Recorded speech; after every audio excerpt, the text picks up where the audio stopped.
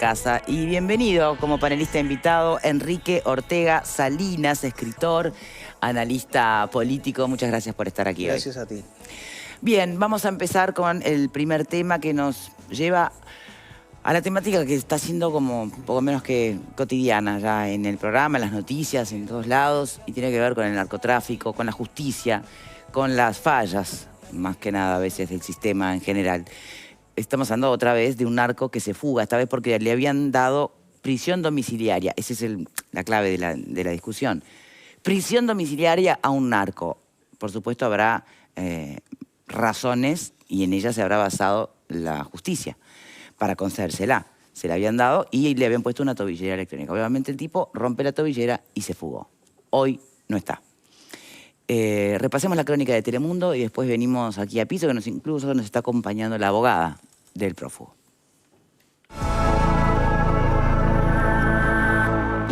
Juan Antonio González Vica estaba en prisión desde junio de 2022, cuando fue imputado por liderar el traslado de 172 kilos de cocaína y 251 de pasta base. La droga fue detenida en plena ruta, oculta en una camioneta que había sido acondicionada para simular ser una ambulancia. De acuerdo a lo que informó Montevideo Portal, la defensa del narcotraficante presentó un informe médico que constataba que padecía una insuficiencia cardíaca, por lo que solicitaron la prisión domiciliaria. La jueza del caso, María Elena Maynard, concedió el pedido de la defensa al tiempo que le colocó una tobillera electrónica. Mientras tanto, la fiscal Mónica Ferrero apeló esa decisión, pero antes de que el Tribunal de Apelaciones se expidiera por el caso, el narcotraficante rompió el dispositivo y escapó. Ahora es buscado por la policía. En la operación en la que cayó González Vica, se incautaron 9 autos, entre los que había un BMW y un Opel Corsa, varias armas, incluido un fusil AR-15, y droga valuada en $8 millones. Es una situación que indigna, sobre todo por el trabajo que hay atrás de muchos policías, de mucha investigación, de mucha inteligencia para finalmente tener las pruebas como para llevarlo preso. Y resulta que después le dan una tobillera. Y lo primero que hace es cortarla e irse. Y ahora es fugado. Y ahora no lo vamos a encontrar. Y era una persona que tiene altas responsabilidades en la distribución de drogas. Realmente es un tema que a nosotros nos preocupa. Va a ser un planteo ante el nosotros vamos a hablar. No quiero generar un enfrentamiento de instituciones porque no se trata. Pero este fallo, esta situación realmente nos indigna y mucho por todo el trabajo que ponemos como para poder tener elementos de prueba para generar una condena. Y que después se le ponga una tobillera que fácilmente se puede cortar y que no es para narcotraficantes peligrosos como este. Bien, sabemos, bueno, se vio que el ministro está indignado. Vaya, también se entiende. No es que venga sin tropiezos u obstáculos en la lucha contra el narcotráfico. Viene con muchos aciertos, pero también hay algunos debes en esta administración. Por lo tanto, esta noticia no suma nada. Más bien resta. Por más que se entienda que acá que hay independencia de poderes y que la responsabilidad le cupo a la justicia. Pero ¿qué otra cosa podría haber hecho la justicia? Vamos a ver o tratar de entender qué figuraba en ese documento que presenta la defensa del narcotraficante como para que la justicia, la jueza Maynard, puntualmente, entendiera que le cabía la prisión domiciliaria a un tipo que, por lo que vimos en imágenes, no sé medir su responsabilidad, pero era un delincuente, punto. No me queda... ¿no? Si trasladó o reparte X cantidad de droga, más o menos. Todo lo que ves ahí vinculado a él ya está, no hay nada que pensar.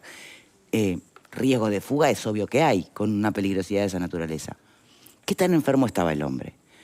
Nos acompaña, dije abogada, es la ex abogada en realidad, porque renunció al caso, de González Vica, el prófugo. Mercedes Acosta, gracias por acompañarnos en el día de hoy. Un gusto, buenas tardes para todos.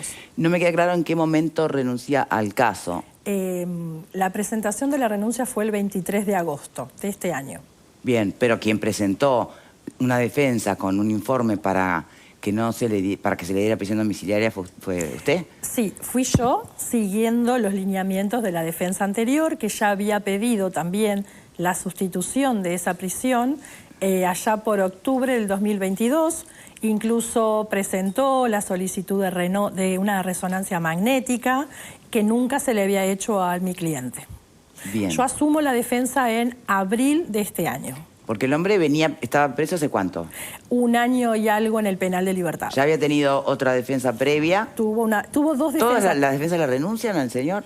Bueno, eso no lo sabría decir, pero sí tuvo 2 defensas. La que actuó en la primera instancia en la formalización, sí. Después... Que no pudo evitarle prisión...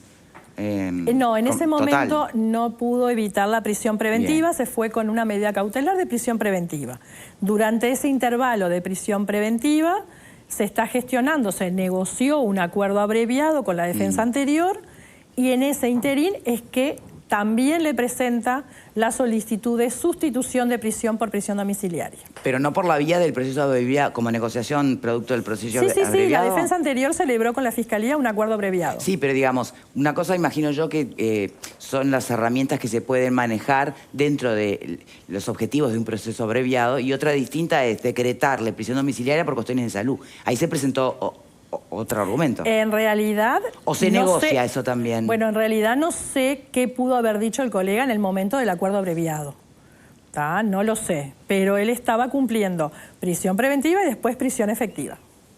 Bien. Siempre aquejado por razones de salud y siempre manifestando que se le pidió resonancias magnéticas, estudios, análisis y no se les había brindado. Bien. El problema que a usted le consta que tenía su ex cliente era un problema de corazón, renal, porque se había leído por ahí que le hacían diálisis, no me queda muy claro. Claro.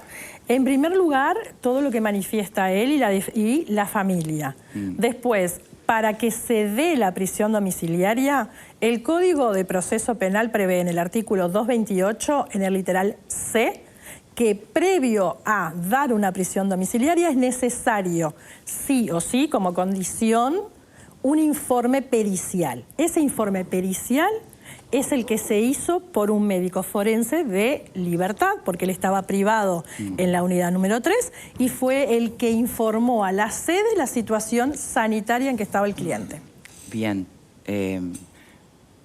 La fiscal obviamente en su momento se opuso, ¿no? Y de hecho planteó apelar y bueno, faltó la resolución, se escapó en el medio.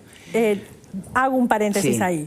Se celebró, no fue inmediato cuando se presentó la prisión domiciliaria, no fue inmediato, demoró casi un mes en celebrarse una audiencia en la cual la defensa argumentó los motivos por el cual pedía esa prisión, basándome en el informe forense, ¿sí?, que está en el expediente.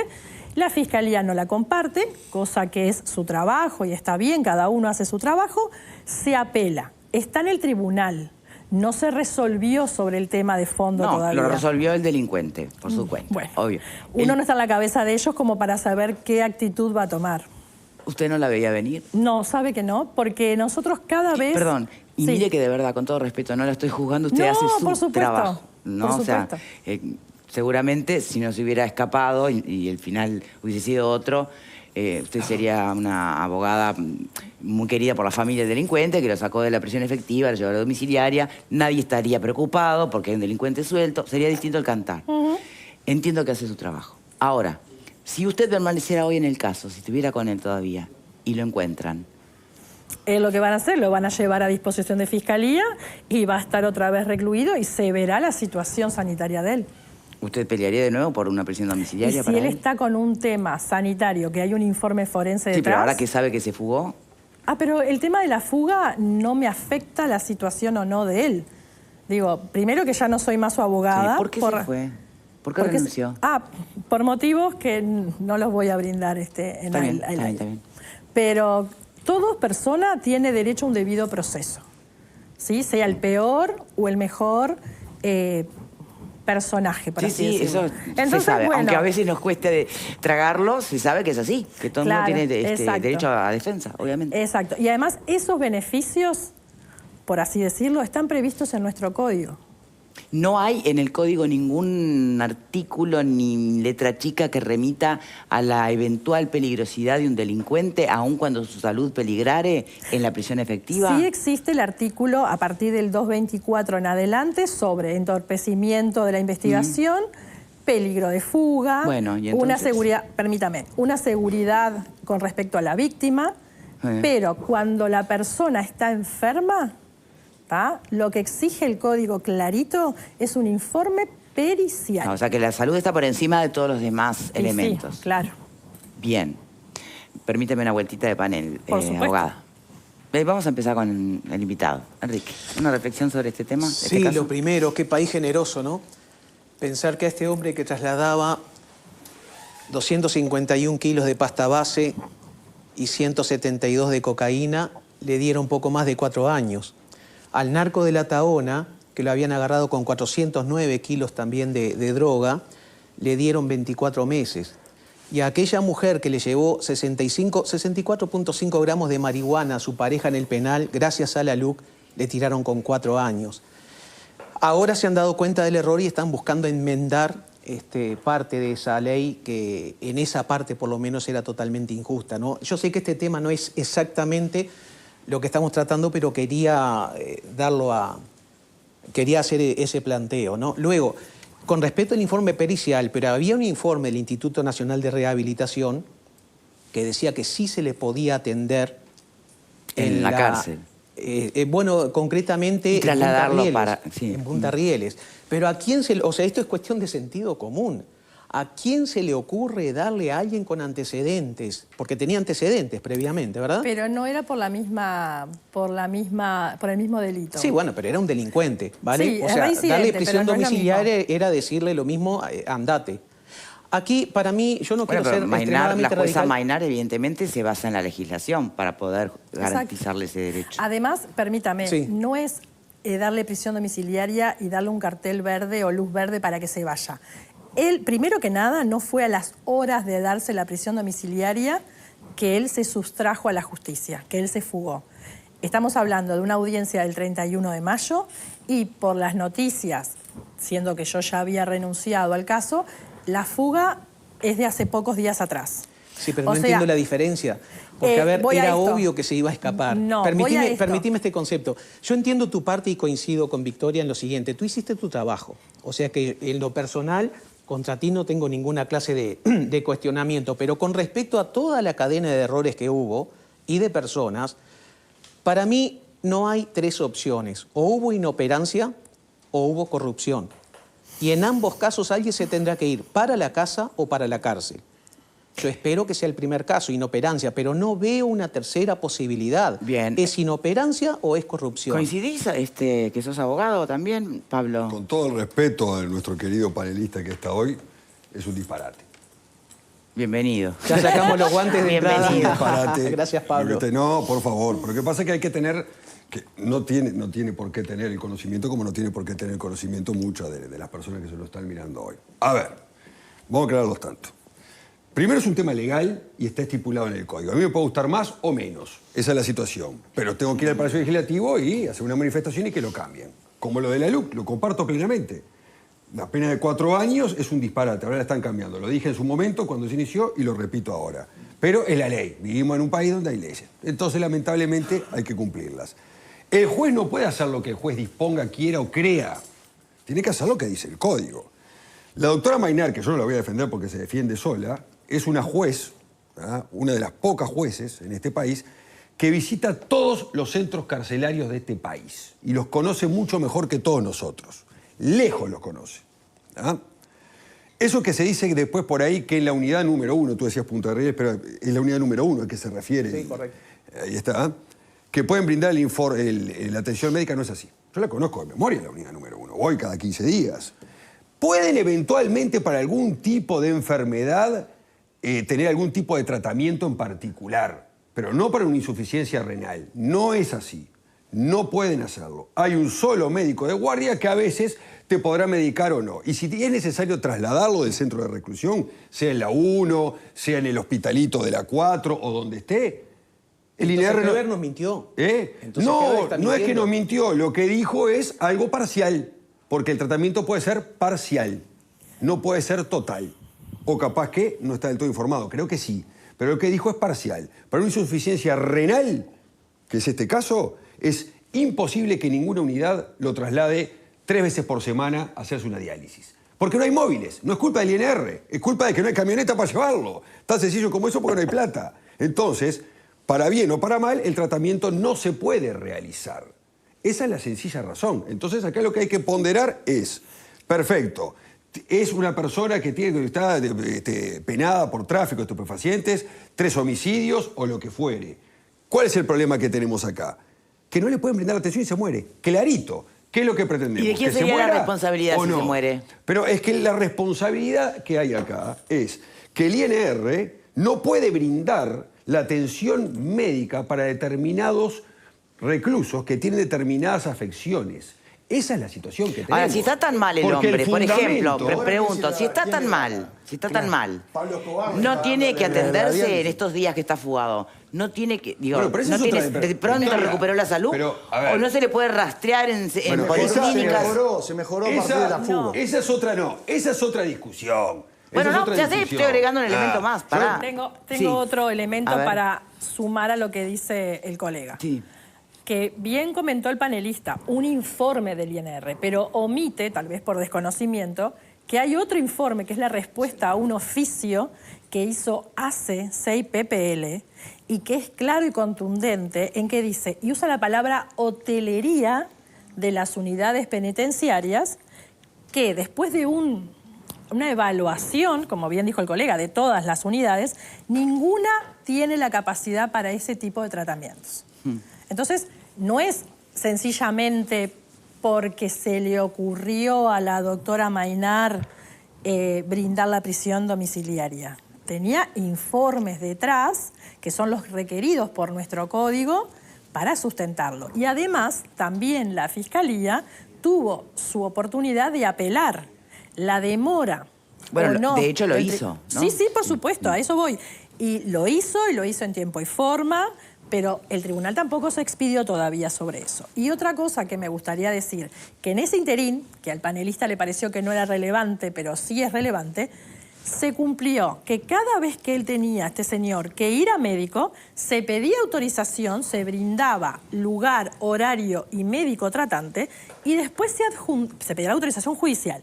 Y después se le aportaba a la sede el certificado de su concurrencia. Por eso, ante la pregunta, que no sé a quién fue que me dijo, no se le ocurrió, no había elementos para pensar que él se iba a sustraer de la justicia. No me acuerdo quién fue que lo preguntó. Si no Creo había que yo. elementos, ¿por qué la fiscal dijo no le vayan a dar prisión domiciliaria porque se va a escapar? ¿Solo ella lo vio? Yo Bueno, creo que tal cualquier vez- persona con tal el vez- mínimo de sentido común hubiera dicho se les va a escapar y se Tal les vez, escapó. con su expertise, la señora fiscal lo pensó. Tal vez que sí. Pero bueno, eso también es algo que lo puede decir ella o lo puede pensar.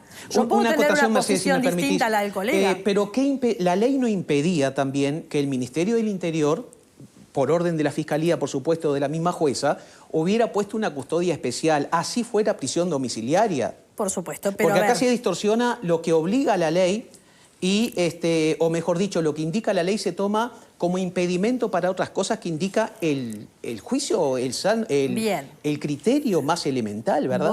voy a responder eso. Sí. Se supone, porque también lo prevé el código, y lo prevé en el 288, por ejemplo, cuando habla de salidas transitorias o prisión domiciliaria, que la persona salga ya con colocación de un dispositivo con seguimiento de GPS. No es cualquier tobillera, es una tobillera más avanzada que tiene, supongo yo, no soy expertise, pero es como un chip para GPS. ¿Tá? Y tiene todo el movimiento de las personas, si sale, hasta dónde sale o deja de salir. Si es tan Entonces- efectivo que seguía marcando como que este individuo seguía en la casa después de haber roto la Es que, tobillera. bueno, a ver, si le sigue como efectivo, si le sigue marcando o no, en lo personal no lo puedo contestar y vaya a saber por No, qué le aparece pero marcando. No entendí. Además del dispositivo con los GPS, ¿había policías en la puerta? Lo iban a buscar siempre para llevarlo al médico, lo llevaban, lo Pero si no acompañaban. tenía hora con el médico, no había nadie. Pero tenían un seguimiento que podían hacerlo en cualquier momento. La posibilidad de ir y verificar que estaba en su casa.